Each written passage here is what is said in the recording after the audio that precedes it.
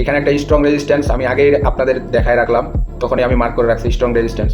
So এক Z strong রেজিস্ট্যান্সে market break করবে, যদি ব্রেক করে তাহলে মার্কেট এইখান থেকে এইখান পর্যন্ত যাবে। এক জেড রেজিস্ট্যান্সে মার্কেট থামলে এইখান পর্যন্ত যাবে, ফুললি ব্রেক আউট করলে মার্কেট ওইখান পর্যন্ত যাবে না।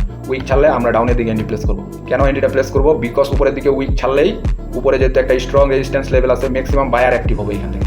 সো এইখান থেকে ডাউনে এন্ট্রি প্লেস করি। এখানে ফুললি সাপোর্ট লেভেলটাকে টাচ করে মার্কেট রেজিস্ট্যান্সে গেছে, আবার রেজিস্ট্যান্সটাকে কি করছে, টাচ করে নিচের দিকে আসছে। সো উপরের দিকে একটা উইকের গ্যাপ, সো এই গ্যাপটা ফিল আপ করা হচ্ছে মার্কেটের দায়িত্ব। সো এই গ্যাপের কারণে এইখান থেকে ম্যাক্সিমাম বায়ার অ্যাক্টিভ হবে। তো যখনই ম্যাক্সিমাম বায়ার অ্যাক্টিভ হবে, যে ম্যাক্সিমাম বায়ারের এগেনিস্টে গিয়ে মার্কেট বায়ারদের লস করাবে, সেলারদের লাভ করাবে। সিম্পল হিসাব। যখন এন্ট্রি প্লেস করবেন, ক্যান্ডেল কোন দিকে যাবে যাক, আপনার দেখার কোনো দরকার নাই। ক্যান্ডেল অটো আপনার দিকে চলে আসবে, আপনার অ্যানালাইসিস যদি সঠিক থাকে। অ্যানালাইসিস সঠিক থাকলে আপনার ক্যান্ডেলের দিকে তাকানোর কোনো প্রয়োজন নেই, অনলি ফোকাস আপনার অ্যানালাইসিসের দিকে দেন।